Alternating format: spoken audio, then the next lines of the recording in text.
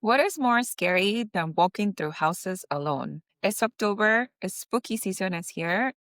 Welcome to Real Estate Jefas. I am your host, Lindsay, and this is Violeta Salambal, my co-host. And today we're going to talk about walkthroughs that we did in houses and how we found the state of them. When you think about going through walkthroughs to go look at properties, you usually think about like the kind of turnkey type properties or like when you're going to go buy your first house or whatever. So it's not that bad, but with Lynn, she does rehab properties. So most of the properties that she goes to are kind of beat up. And so I got motivated from her and I was like, you know what? Let me go try to see if I could find a rehab property that's local and to try to fix up. And so that's what we're going to share today about like some of these horror stories.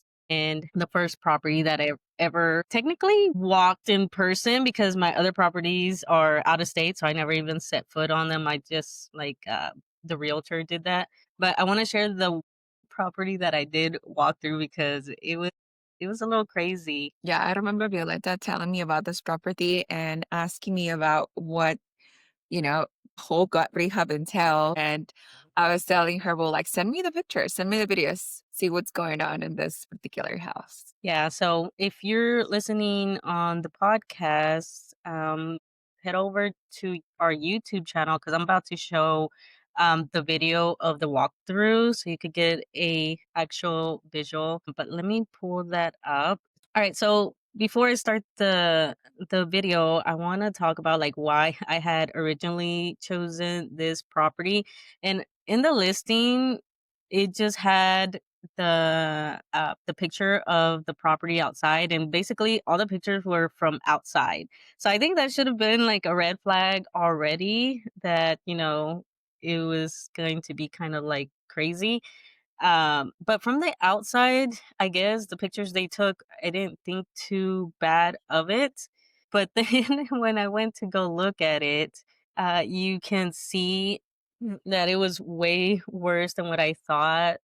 There was these steps, they were all like broken down and which isn't too bad because you could always make like um wood steps or whatever, but you can see on the sides, the siding, like it is coming off. And I ended up finding out that the shingles, which you see on the left side, you'll see like these little they look like little tile things, whatever, but that's asbestos, which I didn't know. But with asbestos, it we all know that it's dangerous, especially if it gets disturbed. You don't want to like break it up or anything like that. So that was already something that I was like, oh, I would have to look into maybe removing it or maybe finding out how to cover it up, which would be the cheaper option. And, that's something to think about when you're looking at these older houses. I don't know, Lynn, have you had any of your properties that you had to think about asbestos? Are they that old? No, but I had problems with mold. I taken properties where they had mold damage. So obviously assess through a contractor and then to a mold exterminator. So majority of our properties that did have that problem, there was removing the drywall, make sure we got into the studs, treating the studs, and then putting in new drywall into that. And then a lot of people look at mold and they start freaking out, but then usually it's concentrated to one part. So it's Mhm. like usually bathroom surfaces that get wet, bathroom showers, or right behind the bathroom. So it's about treating the particular part that has small. But yeah, you need somebody to treat it for sure.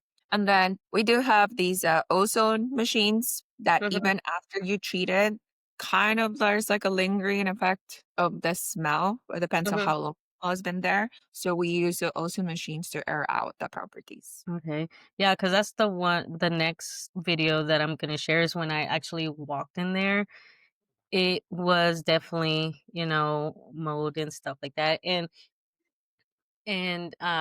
you could kind of see it's up there in the ceiling, and there was definitely lots of areas where there was like water spots. So obviously the roof had probably some leak issues.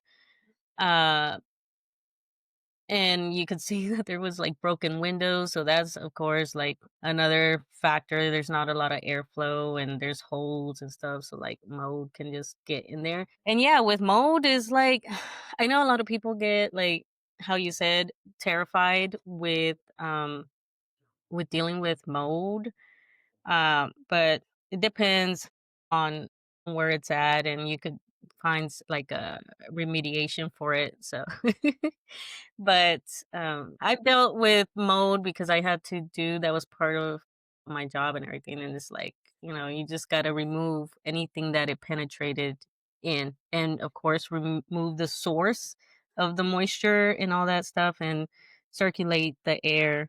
So once I saw that, I was at first taken, but I was like, well, okay, I'll just have to replace the drywall and all that. And then here's the other video. But you could see it's just like it's just all beat up, this property. Like I did not expect it to be um this bad. I was hoping that it'd be, a little bit better.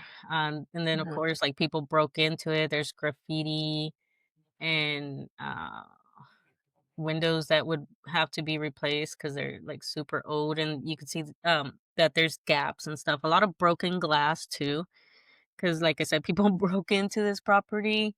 This door, you can see there's a gap around it. And I had this one was, I think, a two-bedroom one bath, or it may have been, yeah, I think it was two-bedroom one bath. And I did take video of the bathroom, but it was so dark, like it was pointless to like put the video. And you can see all the water spots up there too, which I don't know if that's what kind of ceiling that was. I didn't try to see. I Hopefully think it's not a drop asbestos. ceiling what you have, no? Huh? A drop ceiling? Yeah. Yeah. So what are your initial thoughts now that you saw? Because I didn't send you the videos. Yeah. And I would I'm I would curious to see what you would have thought if you had walked into this house. I would say that it looks like a full gut rehab, Mhm, definitely, and then a lot of exterior work, especially the siding. Like, probably need all new siding. And I think I was asking you earlier, like, this is a manufactured home mhm, outside the lines of like San Antonio. mhm. So even though I'm not familiar with the market, then I was talking about like what the A or B would be for this property and how much would it cost you to get into the property. And then Yeah. so I think this is a like burr project for sure, but it's like a heavy burr project. Yes, So definitely not for for my yeah, first time by myself, and with I was in the middle of moving and everything. I think like if this and actually this property's still available, so maybe it'll still be available when I move back, and maybe, but they got to come down on the price because it is. So if I look at, well, I could pull it up actually, right? your thinking was this is a property that you could rent out or flip. Yes. So yeah, this was the property, and I was like, okay, I need some work on the outside as long as the inside is not too too bad. Like, okay, it could be doable because I could just hire the contractors do the big stuff. And let me pull up the things. So this property is 99,500,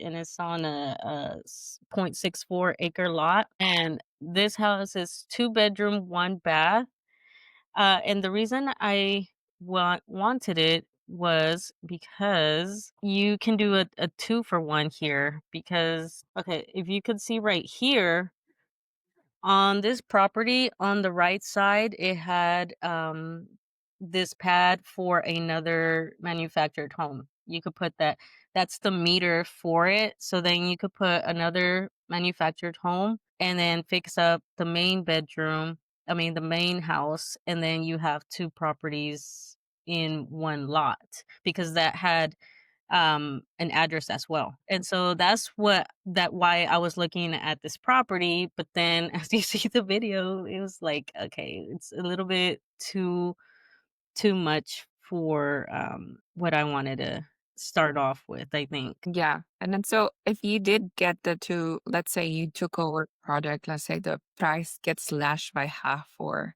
ends Mhm. up being auctioned or foreclosed. those two properties, what would be the value of each of one? For a 2-bedroom, 1 bath, I was seeing them, like, at 130 maybe. Mhm, The other manufactured home, I don't think the value would be for as much. It depends on the type of manufacturer. Because I was thinking of putting a used manufactured home, because this is in a rural area, so there's always, like, manufactured homes that are getting sold. I was thinking of putting a single wide there, another 2-bedroom, 1 bath, and so then I'd have 2 rental properties. mhm, So the costs, I was hoping to get something around 20K around there, um, for a manufactured home to put on there, mhm, and then fix up this one as well. And then each one would probably rent for maybe, I think I was looking at between 1200 to 1500, depending on, like, mhm, this property is also right behind the school. So the school is, like, another street over behind this one. I think it was a high school. So that was another reason I liked it. And then the neighborhood was pretty decent for a rural area too, right? Because it's by the school. So this house, and there was another house on that same street that are basically the eyesores of that neighborhood. So that's why I was thinking, but I was hoping they, like, come down on the price. Plus, they want all cash and all that stuff. So yeah. yeah, and then we're just spitting ball information here, guys, but this is kind of the thought process that goes Yeah. in, like, rehabs. We look at a property and we see the potential. Most of our numbers do come from Airbnb rental income or the rental income that you could get from that house. So we could see right away that this house has potential, Mhm. but that's the amount of work, maybe months and months of work, right? Yes. So we have to take that into consideration too. Yes. That's so true, because I think one thing to take away is that even though it might be good potential, because I could see it, and every time I look, I don't even look at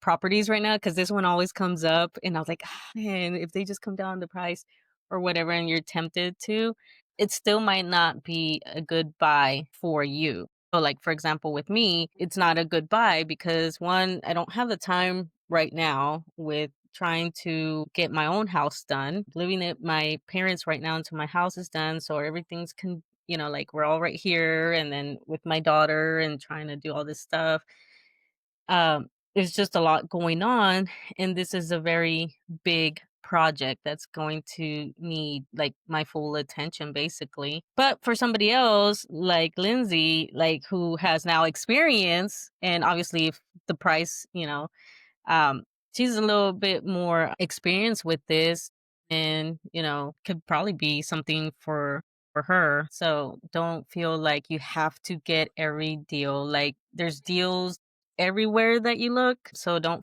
ever feel like you have to jump on a deal that is outside of your comfort zone, or I guess don't put yourself in too much risk just because you feel like you have to get into something right now. Yeah. And I also would challenge the audience to think about it. Like, let's say if the price doesn't work out for you, then there is such a way of creative finance, right? Like I imagine because this property's been on the market for a while, that can go to the seller and say, hey, your property needs significant amount of work and significant amount of capital. And so right now it's not within my power to have how we can structure a seller finance deal where I put down 10%.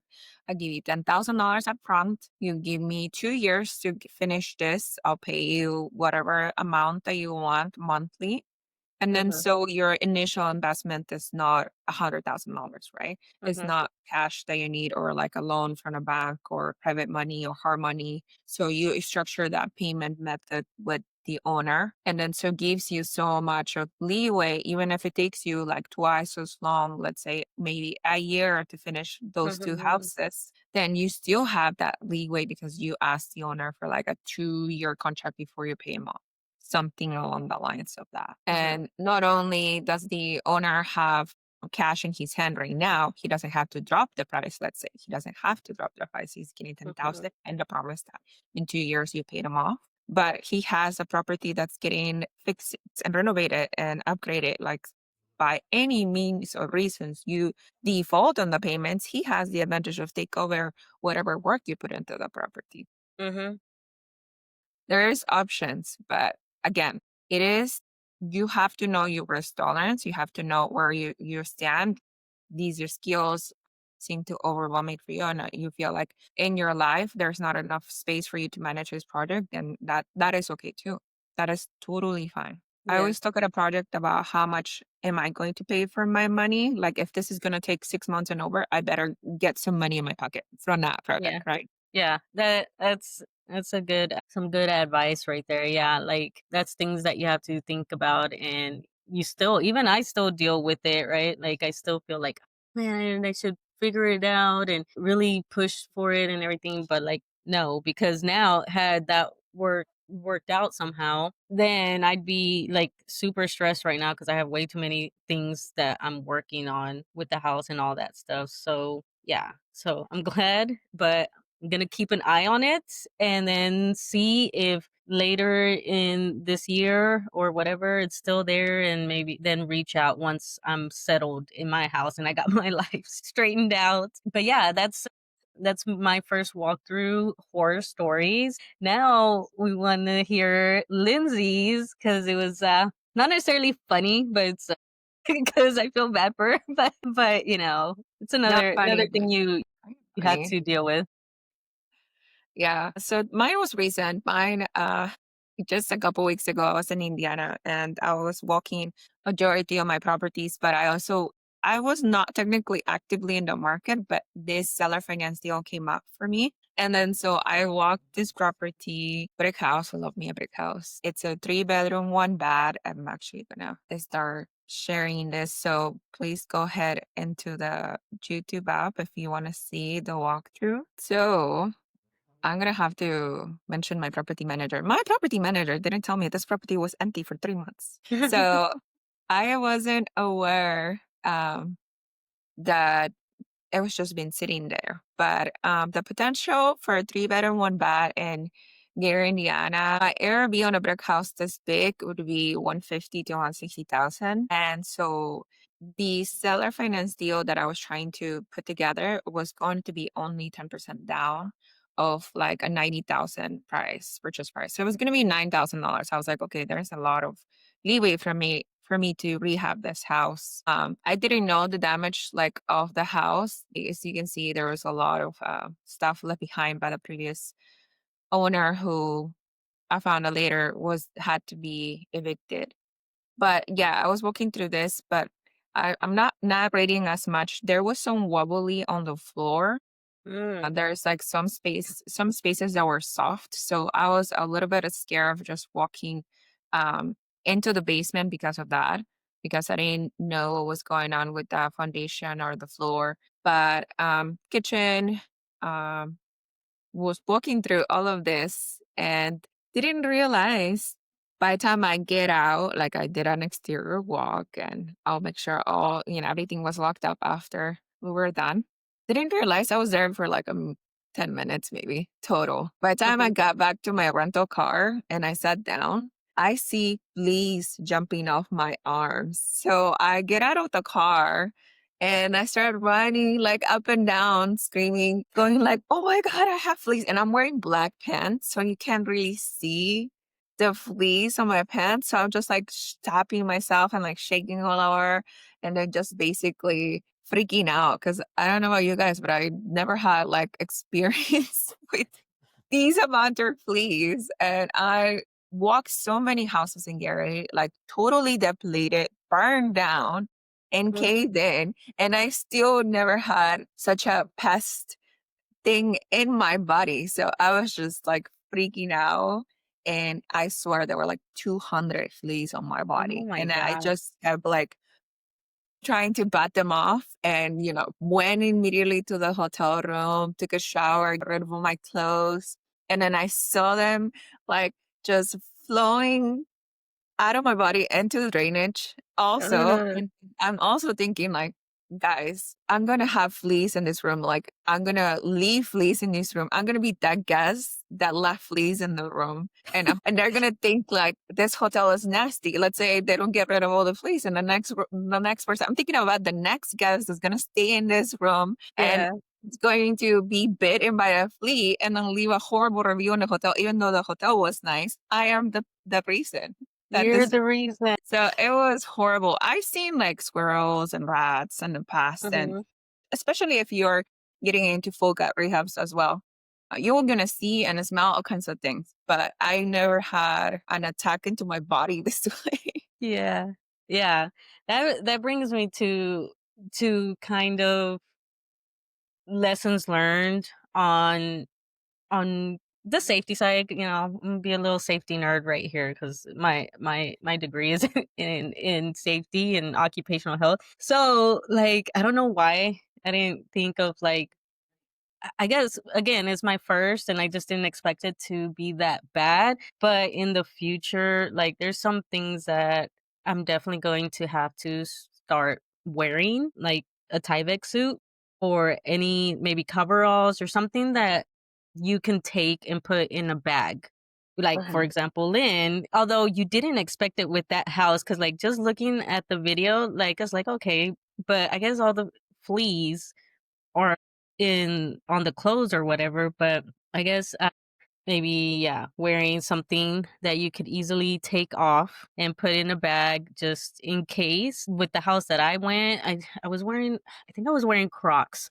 So, next time, I'll wear, like, steel toe boots or something when you're walking these type of properties. Definitely maybe a mask for sure, because there's, like, a little bit mold or I mean, it was and we had asbestos, so but, again, it wasn't, like, windy and we didn't disturb anything, so yeah, and I had my husband and my daughter were there, so I had them be way back there just in case, so I don't know, what other tips would you say since you have more. Yeah, so I'm normally out of state, so I only get the videos of the walkthroughs, right? Yeah. And then there's always like a joke on my realtor sending me a video and saying like, you know, I might be dead here, but here's a video to you, Lindsay. Yeah. I'm risking my life for you. And then in Gary, because the houses are unoccupied or like abandoned Yeah. or whatever, it may be somebody living there, right? Because Yeah.